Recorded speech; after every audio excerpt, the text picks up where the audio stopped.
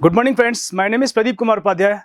I am working as a GS faculty in the Resonance Institute Private Limited in Kota. Today we will discuss about the Hindu newspaper, in which we will discuss about the international news, national news, current affairs news, especially related to the environment news, science and technology, which is going on in the present scenario. Okay, sports news and burning issues. So one by one we will discuss about the each and every topic in a deep way. Okay, let me tell you about the recently we have discussed about the Chandrayaan mission. India is the first country who has, just a minute. India is the first country who hold the first position to make a launch in the Chandrayaan mission on the moon. Okay, so last few days हमने देखा कि Chandrayaan mission first successful हो चुका है हमारे India में। India is the पहली country है जो पूरे वर्ल्ड के अंदर स्पेस एक्सप्लोरेशन के अंदर मून के अंदर सरफेस पे पहुंच चुका है, और it's a very great achievement for our ISRO scientist and engineers. तो इसमें वहाँ की जो बेसिकली मेन इंपॉर्टेंट थिंग्स क्या है कि प्रज्ञान ट्रैवर्सेस 8 मीटर्स ऑन मून। प्रज्ञान जो रोवर मिशन है वहाँ पर गए, उन्होंने वहाँ के सरफेस एरिया को चेक किया है, डिटेक्ट किया है कि वहाँ का सरफेस किस तरह से है। ये बेसिकली एक टॉपिक आता है स्पेस एक्सप्लोरेशन, स्पेस डिप्लोमेसी का। हमारे इसरो ने इसको अचीव किया है, स्पेस को एक्सप्लोर किया है, और वहाँ पर अब क्या है, बहुत सारी numerous amount of opportunity will be rise up. Means कि वहाँ पर हम जाके अब रिसर्च कर सकते हैं। वहाँ पे India is the first country who tell us about the whole world that water is present on the moon. इससे पहले नासा इस चीज़ को नेग्लेक्ट कर रहा था। इससे क्या है कि वहाँ पर प्रॉपर तरीके से एक वाटर मिलेगा, तो वाटर से हम वहाँ पर अपने जो मिशंस हैं उसको लॉन्च कर सकते हैं। We can use the hydrogen fuel from the water. Okay, और वहाँ पर हम अपना इंस्टॉल कर सकते हैं एक स्पेस स्टेशन। ओके, वहाँ पर हम इसमें एक्सप्लोर कर सकते हैं वहाँ के सरफेस किस तरह से है, और इस तरह से हम वहाँ पर स्पेस टूरिज्म को भी डेवलप कर सकते हैं। और उसके बिहाफ पे एक क्या है कि इस स्टेप से चंद्रयान 3 मिशन जो रिसेंटली 14 जुलाई को ऑफ लॉन्च हुआ था, 23 अगस्त को सक्सेसफुली कंप्लीट हो चुका है। इसके बिहाफ पे हमें ये सब चीज़ें पॉइंट्स मिले हैं कि यहाँ पे स्पेस एक्सप्लोरेशन कर सकते हैं, और जो स्मॉल कंट्रीज़ हैं अब वो इंडिया एक ग्लोबल पावर बनती जा रही है। ऐसा हम देख रहे हैं कि इंडिया लार्जेस्ट इकोनॉमी की तरफ मूव होती जा रही है, तो अदर्स कंट्री का भी हमारी इंटरेस्ट आ रहा है कंट्रीज़ के अंदर कि वो अपने स्पेस मिशंस को लॉन्च करें। सैटेलाइट लॉन्चिंग व्हीकल्स पैड है हमारे श्रीहरिकोटा के अंदर, तो हमारे जो डिफरेंट कंट्रीज़ हैं अराउंड दी वर्ल्ड वो आपस में पार्टिसिपेट करें, और हमारे इसरो पे एक ट्रस्ट बन गया है which is very important for us. Okay, so एक हमारे वैसे हम जानते हैं कि हमारे इंडियन साइंटिस्ट और डॉक्टर्स रिनाउंड हैं हर all over the world. Okay, तो हमने एक 6015 करोड़ के बजट में इसको चंद्रयान 3 मिशन को लॉन्च किया है और सक्सेसफुली लॉन्च किया है। तो ये एक हमारे लिए बिग अचीवमेंट है। तो यहाँ पर हमने प्रज्ञान ने वहाँ पे जाके देखा है कि किस तरह का सरफेस है वहाँ पर, और उससे सॉफ्ट लैंडिंग करी है वहाँ पर, और वहाँ की इमेजेस क्रिएट करी है। इमेजेस लेके वहाँ पे देखा है कि किस तरह का सरफेस है वहाँ पर, और how much type of gases are present, gases का कंपोजिशन किस तरह से, वहाँ का एटमॉस्फेयर किस तरह से है। Okay, are the human survive on that particular environment और नॉट। ओके, तो ये सब चीज़ें एक्सप्लोर करी हैं। तो ये तो था हमारा मून एक्सप्लोरेशन का टॉपिक। नेक्स्ट हम डिस्कस करेंगे अभी हमारा G20 समिट रिसेंटली दिल्ली में होने वाला है, तो वहाँ पर किस तरह से प्रिपरेशन चल रही हैं, और ये बहुत इंपॉर्टेंट पार्ट है हमारी इंटरनेशनल अफेयर्स का। बिकॉज देखिए आप, एक इंटरनेशनल अफेयर्स के अंदर बहुत इंपॉर्टेंट करता है कि हम इंडिया में रिसेंटली G20 की वेरियस समिट्स हो चुकी हैं ऑलरेडी, चाहे कश्मीर से लेकर कन्याकुमारी तक, और गुजरात से लेकर नॉर्थ ईस्ट चल बनारस तक।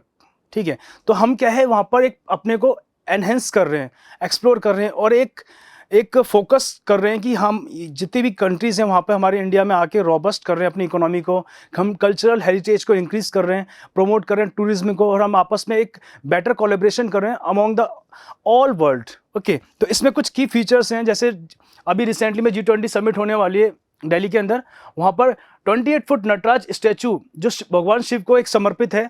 ओके, तो ये वहाँ से तमिलनाडु से मंगाया है, तंजावुर डिस्ट्रिक्ट में। तंजावुर में जैसे आपने जानते हो, तंजावुर आर्ट एंड कल्चर का पार्ट है, तंजावुर का बृहदेश्वर मंदिर, वहाँ के नटराजन मंदिर।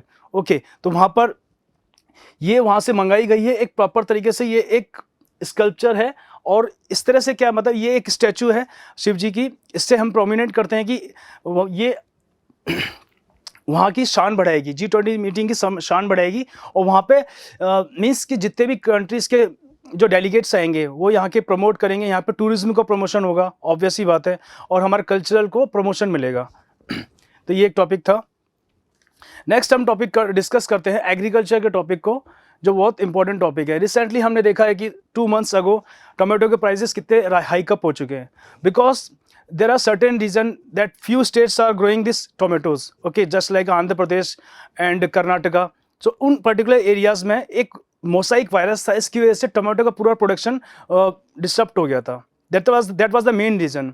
बट हम उसको कैसे इनिशिएट करेंगे, how overcome this thing, that अभी हम डिस्कस करेंगे कि जैसे गवर्नमेंट की एक स्कीम्स थी टॉप, उसमें टोमेटो, ओनियन, पोटैटो, उस स्कीम्स के अंदर क्या क्या चीज़ थी, हम उनको कैसे एनहेंस किया।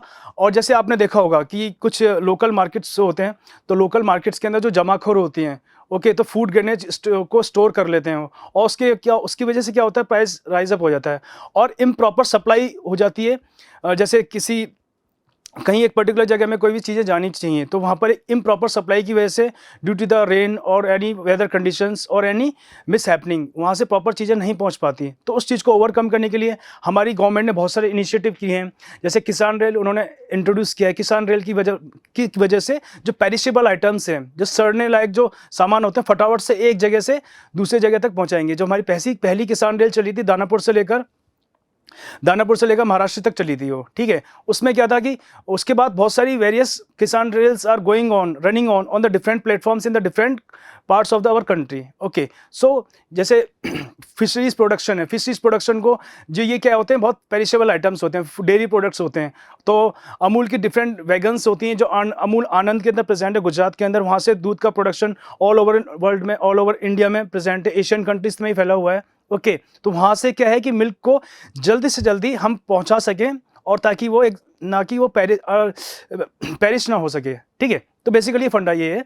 तो टॉप स्कीम्स में है कि ये है कि टॉप स्कीम की हेल्प से और भी बहुत सारी एग्रीकल्चर स्कीम्स मैं डिस्कस करूंगा वन बाय वन।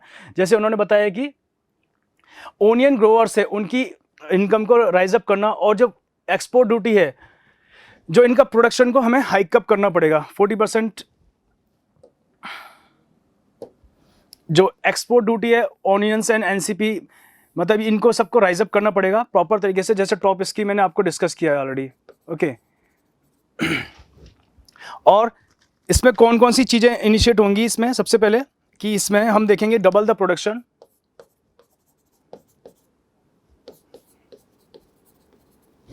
एंड इसमें जो मार्केट लिंकेज है उसको रॉबस्ट करना है हमारा काम। मार्केट लिंकेज,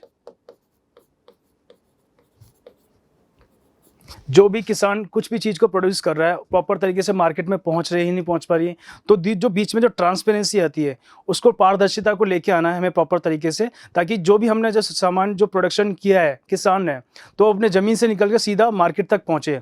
और बीच में जो पूरा जो होता है प्रॉपर तरीके से सिस्टम पूरा गड़बड़ करते हैं, उनके खिलाफ सख्त एक्शन लिया जाए, ठीक है। तो और भी जैसे मैं आपको वेरियस स्कीम्स बताता हूँ एग्रीकल्चर से रिलेटेड, जो बहुत इंपॉर्टेंट है। सपोज करो प्रधानमंत्री कृषि सिंचाई योजना। कृषि सिंचाई योजना में क्या होता है कि आपको जितना भी एक फसल उगाई, तो वहाँ पर प्रॉपर तरीके से कुछ भी बाढ़ ये सूखा हुआ, तो वहाँ पर प्रॉपर तरीके से उसका कंपनसेशन मिलेगा, वो गवर्नमेंट प्रोवाइड करेगी, सेंट्रल गवर्नमेंट और स्टेट गवर्नमेंट, ओके। और प्रधानमंत्री फसल बीमा योजना, फसल बीमा कोई भी प्रोडक्शन करी वो सिमिलर है इसके, ऐसी कृषि सिंचाई योजना है ऐसी। थर्ड है हमारी national mission for sustainable agriculture. हमें इस तरह की सस्टेनेबल एग्रीकल्चर को प्रोड्यूस करना है ताकि आने वाली जनरेशन के लिए भी हम कंट्रोल कर सकें, और जो हमारी सॉइल की फर्टिलिटी है उसको मेंटेन कर सकें। मीन्स हमें इस तरह से प्रोडक्शन करना है एग्रीकल्चर के अंदर कि हमारी इनकमिंग जनरेशन और प्रेजेंट जनरेशन की नीड्स को फुलफिल कर सकें। और अदर स्कीम्स है जैसे परंपरागत कृषि विकास योजना। हम देखा है कि हमारा international year of the millets चल रहा है, 2023 को हमने घोषित किया है अंतर्राष्ट्रीय वर्ष मोटे अनाजों का। तो हमारा जो प्रेजेंट में जो सिस्टम है, मीन्स कि हम प्रमोट करना चाहते हैं किसको, मोटे अनाज को, कोर्स सीरियल्स को। इससे क्या होगा कि ना, जैसे ज्वार, बाजरा और रागी, इससे क्या है कि सबसे ज़्यादा कार्बोहाइड्रेट्स होता है और प्रोटीन होता है और एनर्जी प्रोवाइड करता है। तो ये आजकल जो फूड आइटम चल रहा है, जो हमारा जो फूड साइकिल चल रही है आजकल, जो लोग वगैरह सब खा रहे हैं, जो फास्ट फूड आइटम्स हैं, इसको कैरी आउट ना करके इसको प्रमोट करेंगे। इससे क्या होगा, जो हमारे जो मध्यम वर्गीय किसान हैं उनको एक प्रोत्साहन मिलेगा। और इसके थ्रू आपने देखा होगा रिसेंटली बहुत सारी जो कृषि किसान सेंटर है, तो वहाँ पर क्या होता है कि उनको ट्रेनिंग दी जाती है, इसके बाई प्रोडक्ट्स बनाते हैं, उनके बिस्कुट बनाए जाते हैं, उनके बहुत सारे प्रोडक्ट्स बना के मार्केट में लॉन्च किए जा रहे हैं, ताकि वहाँ के जो किसान हैं उनको प्रोत्साहन मिल सके और वो ईजिली अपना प्रोडक्शन राइज अप कर सके और उनको एक अंतर्राष्ट्रीय ख्याति प्राप्त हो सके। ठीक है, और नेक्स्ट हम देखेंगे और इसमें और अदर्स चीज़ें से, जैसे ऑर्गेनिक फर्टिलाइजर्स को इंट्रोड्यूस करना, बायो फर्टिलाइजर्स को इंट्रोड्यूस करना, बायो पेस्टिसाइड्स को यूज़ करना। मतलब ऑब्वियस कहने का मतलब ये है कि केमिकल जो चीज़ है ना, केमिकल ओरिएंटेशन को हमें प्रॉपर तरीके से ख़त्म करना है और नेचुरल प्रोसेस में वापस आना है, ताकि हमारी जो फार्मिंग लैंड है उसको हम प्रोटेक्ट कर सकें। फिफ्थ हमारा किसान क्रेडिट कार्ड। किसान क्रेडिट कार्ड में क्या होता है, सब्सिडी स्कीम्स प्रोवाइड की जाती हैं एनिमल राशन के अंदर और एनिमल्स के अंदर, dairies, farming and fisheries farmers के उनको प्रोवाइड की जाती है, ताकि जितना भी राशन वगैरह दिया जाता है तो एक सस्ती रियायतों पर वहाँ के जो किसान हैं उनको प्रोवाइड की जाती है, ताकि वो अपने प्रोडक्शन को राइज अप कर सके बिना किसी समस्या के। ई नाम में क्या होगा, नेशनल एग्रीकल्चर मिशन में एनकरेज करते हैं रियल टाइम प्राइसिंग क्या है, और जो मतलब वो मार्केट में जो प्राइस चल रहा है और रियल टाइम जो प्राइस चल रहा है उसको बैलेंस करके उनको प्रॉपर एडवांटेज प्रोवाइड करना फार्मर्स को। ठीक है, और अदर स्कीम्स है जैसे micro irrigation fund scheme. Micro irrigation बहुत इंपॉर्टेंट होता है, सूक्ष्म पोषक तत्व होते हैं इसमें, माइक्रो स्प्रिंकल इरिगेशन हो गया। ओके, बहुत इसमें क्या होता है कि प्रॉपर तरीके से इरिगेशन स्कीम्स को लॉन्च करना, ताकि वाटर को हम कंजर्व कर सकें और मिनिमम अमाउंट में रिसोर्सेज के अंदर हम optimum amount of output use कर सकें। Okay, expanding courage of micro irrigation facilities मैंने आपको बताया इसके अंदर। और नेक्स्ट स्कीम है हमारी पीएम किसान सम्मान निधि योजना। इसमें हम देखेंगे कि स्मॉल एंड मार्जिनल फार्मर्स को मनी प्रोवाइड की जाए, स्मॉल लोन्स प्रोवाइड किए जाए, ताकि वो अपनी बेसिक नीड्स को फुलफिल कर सकें और मार्केट में अपने प्रोडक्ट्स को ईजिली सेल आउट कर सकें, ताकि उनको बेटर मुनाफा मिल सके। पीएम किसान मान धन योजना में ये एक बहुत अच्छा इनिशिएटिव लिया है गवर्नमेंट ने। इसमें क्या है कि प्रॉपर तरीके से क्या होता है कि एक मौसमी बेरोजगारी होती है जो एग्रीकल्चर फील्ड से रिलेटेड होते हैं, तो उनको एक पेंशन प्रोवाइड की दी जाती है। एक पर्टिकुलर एज में जाके बॉडी भी वर्क नहीं करती और उनका जो प्रोडक्शन होता है वो दूसरों पे डिपेंड हो जाते हैं। तो इसमें क्या है कि 3000 की उनको एक मंथली पेंशन प्रोवाइड की जाएगी आप 60 साल के बाद में। ठीक है, ताकि वो अपना जीवन यापन आराम से कर सकें और वो बुढ़ापे में कोई समस्या नहीं हो सके उनको। ठीक है, तो ये सब चीज़ें हैं, ये सारी स्कीम्स हैं। नेक्स्ट हमारी ग्रामीण भंडारण योजना। जैसे आपने देखा होगा कि कुछ भी कैलेमिटीज़ होती हैं, नेचुरल कैलेमिटीज़ होती हैं, जैसे भूकंप हो गया, बाढ़ हो गया। ओके, तो उसमें क्या होता है कि ना अचानक से सडनली फूड्स की ना शॉर्टेज हो जाती है, सप्लाई की कट ऑफ हो जाता है। अभी रिसेंटली हमने देखा होगा हिमाचल प्रदेश, उत्तराखंड में कितना सारा बारिश का इतना ज़्यादा भूस्खलन, लैंडस्लाइड्स हो रहा है और रिवर फ्लो हो रही हैं, तो वहाँ से लोगों को बहुत प्रॉब्लम हो रही है, क्योंकि उनकी सप्लाई कट गई है चारों तरफ से। They are not able to intake their basic food items. तो हमें क्या है कि ग्रामीण भंडारण योजना, चाहे शहरी भंडारण योजना, इसको प्रमोट करना पड़ेगा आने वाले टाइम पे, बिकॉज इस तरह की कैलेमिटीज़ में आते ही ये सारी प्रॉब्लम फेस करनी पड़ेंगी। तो हम उस चीज़ को, अगर हमारे पास ऑलरेडी फूड स्टोरेज आइटम रहेगा ग्रामीण, जो गवर्नमेंट के अंडर में रहेगा, कंट्रोल में, ओके, तो प्रॉपर तरीके से उसकी सप्लाई होगी, हम डिस्ट्रीब्यूट हो सकेगी और जिस ज़रूरतमंद लोगों को। ठीक है, और इससे ईजिली क्या होगा, इससे प्रॉपर तरीके से पारदर्शिता लाएगी, ट्रांसपेरेंसी लाई जाएगी उसके अंदर फूड आइटम्स को डिस्ट्रीब्यूट करने में। इससे क्या होगा, सबको जो नीड्स हैं सबको फुलफिल हो सकेंगी और आपस में कोई भी बिना किसी भेदभाव के। और इससे क्या होगा, एक सामरिक रूप से ये बहुत महत्वपूर्ण स्टेप है। ठीक है, अब हम बात करेंगे एनवायरमेंट का, एक मुद्दा उठाते हैं, पर्यावरण का मुद्दा उठाते हैं। जैसे देखा होगा आपने, academics bring tailor made relief across Bengal. ये एनजीओ है पाथेर पथिक। ये क्या करता है बेसिकली, आपने देखा होगा जैसे रिसेंटली वेस्ट बंगाल के अंदर सुंदरबन का पूरा डेल्टा रीजन है, उसके अंदर क्या हुआ पूरा, देख मैं आपको बताता हूँ थोड़ा सा मैप के अंदर।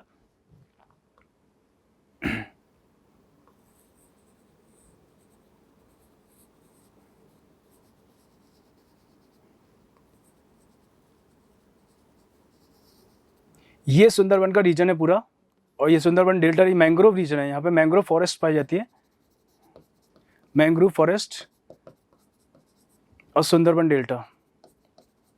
तो यहाँ के जो लोग रहते हैं, जो कम्युनिटीज़ रहती हैं, यहाँ की आदि जनजाति रहती हैं यहाँ पर, बहुत ही प्रॉब्लम फेस करते हैं, बिकॉज ये बे ऑफ बंगाल से मोस्टली जो साइक्लोन्स होते हैं वो इरप्ट होते रहते हैं और ये इस एरियाज़ को बहुत हिट करते हैं, सीवियरली हिट करते हैं।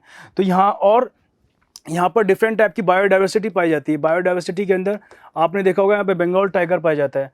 तो यहाँ पे क्या ह्यूमन और एनिमल में कॉन्फ्लिक्ट होता रहता है। उसको ओवरकम करने के लिए क्या क्या करना पड़ेगा, गवर्नमेंट ने बहुत सारे इनिशिएटिव लिए हैं। उसके लिए एक ये वहाँ की एनजीओ है पाथेर पथिक। पाथेर पथिक क्या करती है, इनको ये प्रॉपर तरीके से जो बेसिक आइटम्स है वो प्रोवाइड करती है, जैसे तरपाल, मॉस्किटो नेट्स और puffed rice, milk rice, lentil oil, sugar, salt और सैनिटरी नैपकिन्स वुमेन्स को प्रोवाइड करती है।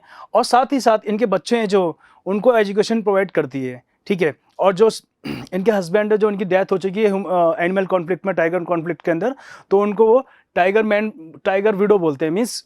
और इनकी हेल्प फाइनेंशियली और बेसिक जो नीड है इनके खाने पीने की व्यवस्था, ये सारी पाथेर पथिक करती है। इसमें एक कहने का मतलब एक पॉइंट मैं ऐड करना चाहता हूँ कि गवर्नमेंट को भी सब चीज़ें इनिशिएट लेना पड़ेगा। और जो ये जो ह्यूमन और एनिमल का जो कॉन्फ्लिक्ट है उसको ओवरकम करने के लिए कौन कौन से स्टेप उठाए गए हैं, तो वो ये बहुत एक गंभीर मुद्दा है। इस पर हमें विचार विमर्श करना पड़ेगा। जो एनिमल की टेरिटरी है उसको एक रिस्ट्रिक्ट करना पड़ेगा वहाँ पे ह्यूमन की एंट्री को, ताकि कोई भी ह्यूमन कॉन्फ्लिक्ट ना हो सके, ह्यूमन एनिमल का कॉन्फ्लिक्ट ना हो सके, ठीक है। तो ये एक टॉपिक था एनवायरमेंट का। तो ये सब नेक्स्ट हम देखेंगे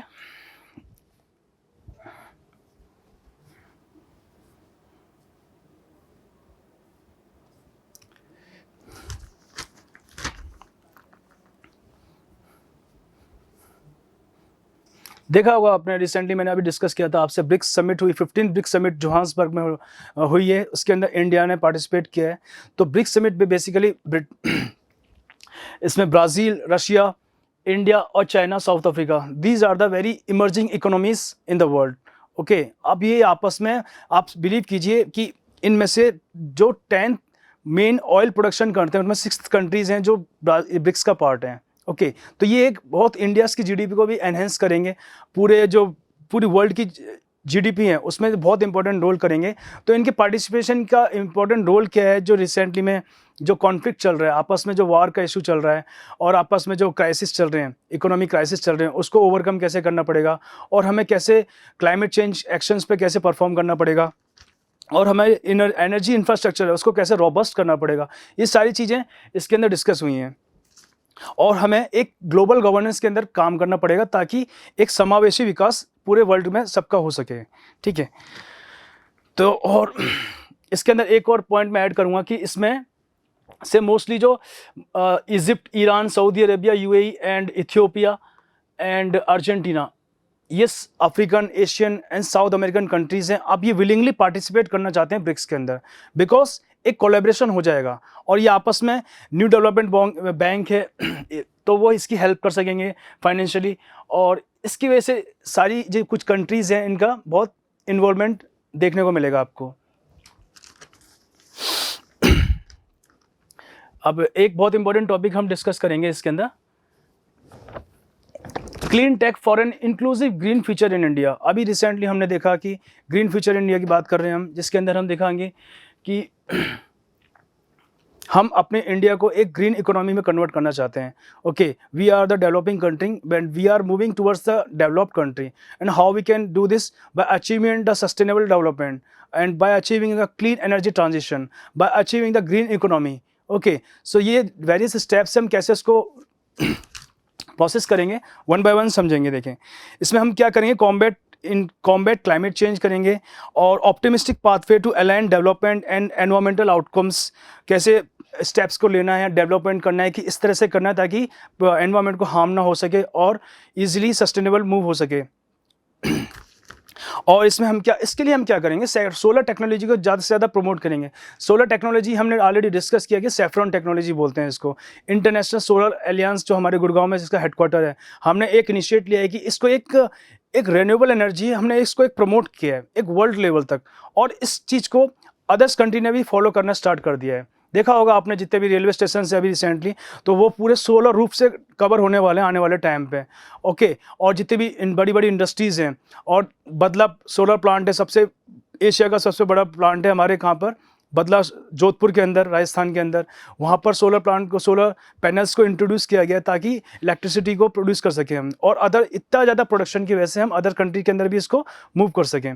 और जैसे रीवा के अंदर सोलर पावर प्लांट है, उसको इंस्टॉल किया गया है for the free and inclusive energy production करने के लिए। और हम देखेंगे इसके अंदर क्लीन टेक सॉल्यूशंस करना चाहेंगे इसके अंदर। इसमें क्या करेंगे हम, लाइवलीहुड प्रोवाइड करेंगे रूरल पॉपुलेशन को, जो ग्रामीण क्षेत्र में, वहाँ पे लोगों को, वहाँ पे क्या होता है बेसिकली रिमोट एरियाज होते हैं, वहाँ पे इलेक्ट्रिसिटी प्रॉपर सप्लाई नहीं हो पाती, तो वहाँ पर उन लोगों को एक फ्री ऑफ कॉस्ट ये सब चीज़ें प्रोवाइड की जाए, वहाँ के लोगों को अवेयर किया जाता है how to use the solar pumps, how the solar pumps, solar lamps, okay, solar dryers, और जितने भी इससे सोलर कुकर्स, जितने भी रिलेटेड उससे आइटम्स हैं जो free of cost and efficiently use हो सकें और गांव में ज़्यादा डिस्ट्रीब्यूट कर सकें और उनको प्रमोट किया जाए, ठीक है। एंड अब इसमें एक गवर्नमेंट का भी एक इनिशिएटिव है मुद्रा स्कीम्स के थ्रू। मुद्रा स्कीम में क्या है, स्मॉल फाइनेंस लोन प्रोवाइड किए जाए वहाँ के लोगों को, ताकि वो उस चीज़ों को परचेस कर सकें और अपने खेतों में, घरों में उसको इस्तेमाल कर सकें, ठीक है। Collateral free loans for micro enterprises can be used to enable the adoption of clean test solution and इसमें एक और स्कीम है PMFME स्कीम। इसमें क्या होता है कि प्रधानमंत्री formalisation of micro food processing enterprises scheme.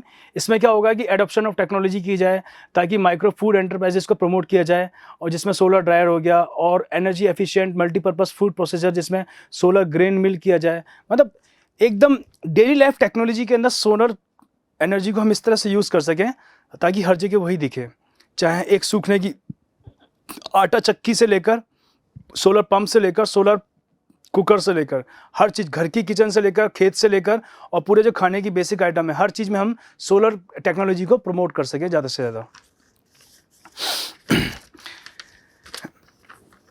और जैसे आपने देखा होगा कोस्टल एरियाज़ में, जैसे इंडिया के जो कोस्टल एरियाज़ हैं वहाँ पर पीएम मत्स्य संपदा योजना हो रही है। ये क्या, मैंने आपको ऑलरेडी डिस्कस किया है कि जो फिशरीज प्रोडक्ट्स होते हैं बहुत पेरिशेबल आइटम्स होते हैं, इजीली सड़ जाते हैं, तो इनको हम कैसे प्रोटेक्ट करेंगे, इसमें हम कैसे क्या चीज़ों को इंट्रोड्यूस कर सकेंगे सोलर टेक्नोलॉजी के अंदर। जैसे सोलर रेफ्रिजरेटर्स को यूज़ करें हम, ड्रायर्स फॉर फिशरिंग कम्युनिटीज़ को यूज़ किया जाए, और बायोमास पावर्ड कोल्ड स्टोरेज, जो कोल्ड स्टोरेज हैं जो उनको इलेक्ट्रिसिटी से रन ना करके बायोमास एनर्जी से रन करने की ज़रूरत पड़ेगी हमें, ओके।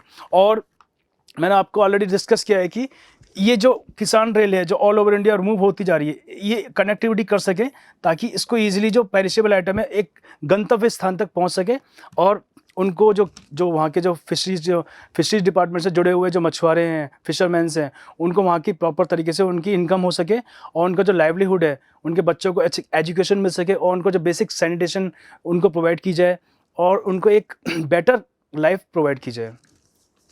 नेक्स्ट हम टॉपिक उठाएंगे, डिफेंस से रिलेटेड है वो टॉपिक, बहुत ही इंपॉर्टेंट टॉपिक है। हमने देखा कि हमारी जितनी भी मीटिंग्स होती हैं, चाहे ब्रिक्स समिट होगी, चाहे G20 समिट होगी, चाहे G7 समिट होगी, ओके, एशियन समिट होगी, इसका मेन मोटिव ये होता है कि आपस में कंट्रीज़ को एक प्लेटफॉर्म पे लेके आना, उसमें उनमें इकोनॉमिक कॉपरेशन देखना, और जिसमें टेक्नोलॉजी हो गया, साइंस एंड टेक्नोलॉजी हो गया, डिफेंस हो गया, इकोनॉमी हो गया, कल्चरल हो गया, हेरिटेजल हो गया, ओके, और फाइनेंशियली हो गया। तो मीन्स ये सारे टॉपिक्स पे उठा के आपस में एक प्रॉपर तरीके से रिलेशन को एस्टेब्लिश करना, और जो नीडी कंट्रीज़ हैं उनकी हेल्प करना, ओके। तो इसमें हम देखेंगे कि हम ये जो हमारे US एम्बेसडर हैं इंडिया के अंदर हैं, तो इंडिया में आकर इन्होंने एक डिसाइड किया है कि जो जेट इंजन की टेक्नोलॉजी है उसको ट्रांसफ़र किया जाए। जो जेट हमने देखा होगा कि हमारे इंडिया के अंदर 2015 के अंदर मेक इन इंडिया इनिशिएटिव के थ्रू हमने अपनी चीज़ों को खुद प्रमोट करने का एक इनिशिएटिव लिया है। इसके थ्रू क्या है कि हमने डिफेंस कॉरिडोर को इंस्टॉल करेंगे, डिफेंस कॉरिडोर ओपन किया है बुंदेलखंड रीजन के अंदर, उत्तर प्रदेश के अंदर। उसमें क्या करेंगे हम, जितने भी डिफेंस कॉरिडोर को एक्सप्लोर करने से वहाँ के लोगों को लाइवलीहुड मिलेगा, और जो हमारी जो डिफेंस सेक्टर है वो एक रॉबस्ट होगा, हम दूसरी कंट्रीज़ पर डिपेंड नहीं हो पाएंगे। जैसे आपने सुना होगा 1999 में कारगिल वॉर पे GPS सिस्टम की वजह से US ने हमको डिनाई कर दिया था, उसमें फिर भी हमने अपनी एक मैन पावर से और अपनी स्ट्रॉन्ग स्ट्रेटेजी की वजह से कारगिल वॉर को जीता था हमने, ओके। बट अब हम इतना खुद रोबस्ट कर लिया हमने, खुद इतना डिपेंड हो गए हैं और एकदम इतना स्ट्रॉन्ग कर लिया है सब चीज़ों को, ताकि हम दूसरी कंट्रीज़ पे डिपेंड ना होकर हम अपने जो खुद इनोवेशन है उसको प्रमोट किया है वेरियस स्कीम्स के थ्रू। ओके, इसमें जैसे हम कहते हैं कि अदर कंट्रीज से हम कुछ भी चीज़ें लेते हैं तो उसको बोलते हैं ट्रांसफ़र ऑफ टेक्नोलॉजी। मीन्स कोई भी चीज़, टेक्नोलॉजी को, प्रौद्योगिकी को एक स्थान से दूसरे स्थान पर हस्तांतरित करना। ठीक है, तो इसमें है जेट टेक्नोलॉजी ट्रांसफ़र, कि हम यहाँ पर, जैसे आपने सुना होगा, जैसे बोफोर्स तोप होगी, S-400 मिसाइल हम यूएस से, रशिया से इंपोर्ट कर रहे हैं। ओके, और जैसे पाकिस्तान को F-16 फाइटर जेट्स मिले हैं जो पाकिस्तान ने दिए हैं और यूएस ने दिए हैं। और जो हमारा जो इंडिया है, वो इंडिया में क्या है कि हमने अपना खुद का सुखोई बनाया है। ठीक है, जगुआर, मिराज ये रशिया से इंपोर्ट किए हैं, पर हमारा खुद का क्या है, तेजस, हमने लाइट कॉम्बैट एयरक्राफ्ट को बनाया है। तो पर जो इंजन्स टेक्नोलॉजी है, स्क्रैमजेट इंजन जो यूज़ होते हैं इसके अंदर, रामसर और स्क्रैमजेट इंजन की जो टेक्नोलॉजीज होती हैं, तो हम इसके अंदर jet engine technology Russia, US से लेकर अपना खुद का बिल्डअप करेंगे एक प्रॉपर तरीके से जेट इंजन, ताकि हम दूसरी कंट्रीज़ पे डिपेंड ना हो सके, और जो हमारा जो मनी है वो हम अदर कंट्रीज से परचेस करने की बजाय हम अपने को खुद को एक प्रॉपर तरीके से डेवलप कर सकें। ठीक है, तो ये सारे इश्यूज़ थे, मैंने डिफेंस का एक इशू लिया था आपके सामने। आई होप दैट आपको समझ में आया होगा सब चीज़ें। जैसे अब और अभी एक इनिशिएटिव लिया है, इंडिया और ग्रीस कंट्री आपस में एक स्ट्रेटेजिक पार्टनर्स बने हैं, जैसे जो हेल्प करेंगे क्लाइमेटिक एक्शन पर, उन्होंने एक एग्रीमेंट किया है। और मैरीटाइम सिक्योरिटी में बहुत एक इनिशिएटिव लिया है दोनों कंट्रीज़ ने, और इसमें दोनों कंट्रीज़ में आपस में एजुकेशनल इंस्टीट्यूशन को प्रमोट करेंगे, और जिससे people to people connectivity increase हो सके और लोगों को आपस में एक कनेक्टिविटी मिल सके। ठीक है, इसमें क्या कल्चरल प्रमोशन भी होता है, ऑब्वियसली बात है, इसमें हेरिटेज प्रमोशन भी होता है। ओके, ये सारी इनिशिएटिव है जो वेरियस सभी मीटिंग्स होती रहती हैं जो डेली बेसिस पे। नेक्स्ट हम टॉपिक लेंगे क्लीन इंडिया मिशन स्टार्ट हुआ था, जिसमें क्या था कि आपने देखा होगा कि वेरियस सिटीज़ हैं in the India, they are deciding that for the clean and smart city mission. तो इसमें सबसे पहले अगेन इंदौर ने, जो मध्य प्रदेश में है, उसने फर्स्ट पोजीशन प्राप्त करी है, और उसके बाद सूरत, उसके बाद आगरा सिटी ने पोजीशन को प्राप्त करी है। और स्टेट में जब हम बात करेंगे तो सबसे पहले मध्य प्रदेश है इसके अंदर, उसके बाद तमिलनाडु है, और थर्ड नंबर पर हमारा राजस्थान है। इसमें ये एक इनिशिएटिव लिया जाता है ताकि एक प्रॉपर स्टडीज बनाई जाए कि एक सिटी को इंक्लूसिव बनाया जाए, इक्विटेबल बनाया जाए, सेफ बनाया जाए, हेल्थी बनाया जाए, और उनको एक प्रॉपर तरीके से कोलैबोरेशन किया जाए।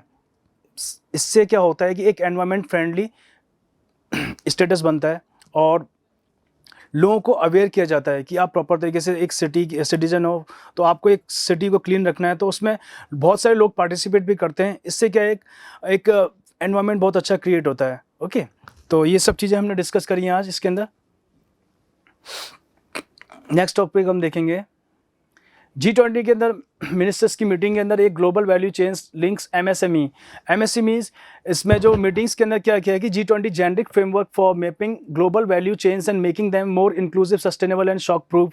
और इसमें जो मीडियम स्केल एंड मार्जिनल जो एंटरप्राइजेस हैं, जो उनको इंट्रोड्यूस किया गया है, इनको सेक्टर्स को, जो लघु एवं कुटीर उद्योग है, उनको इंट्रोड्यूस किया गया है, ताकि ये एक बेसिकली पार्टिसिपेट कर सके G20 नेशंस के अंदर।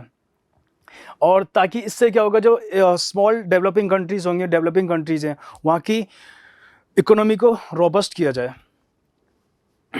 इससे ट्रेड भी बढ़ेगा, और वहाँ के जो तरीके हैं, जो पुराने जो ओल्ड तरीके हैं, उनको चेंज करके अब हम डिजिटलाइजेशन करेंगे। जैसे हमने देखा हमारे इंडिया के अंदर फार्मर्स को हर चीज़ें ना, फसल बीमा योजना होगी, किसान क्रेडिट कार्ड स्कीम्स होगी, तो इसमें क्या हमने किया चीज़ें, एक उनको डिजिटल इंडिया की तरफ मूव हो रहा है हमारा, और वो एक बहुत इंपॉर्टेंट स्टेप है।